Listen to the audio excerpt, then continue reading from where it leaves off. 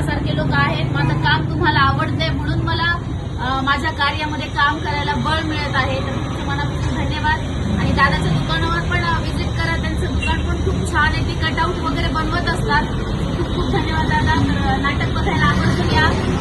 20 मार्चला सायंकाळी ठीक 6 वाजता सहकार विद्यामंदिर या ठिकाणी सर्व भीमसैनिकांनी उपस्थित राहून धाडसी रमाईचा इतिहास सांगणारं नाटक पाहावं अशी सर्व भीमसैनिकांना विनंती करते. ज्ञानसागराला ज्ञानाची भरती, शिकविले साहेबाला केली इच्छा पूर्ती.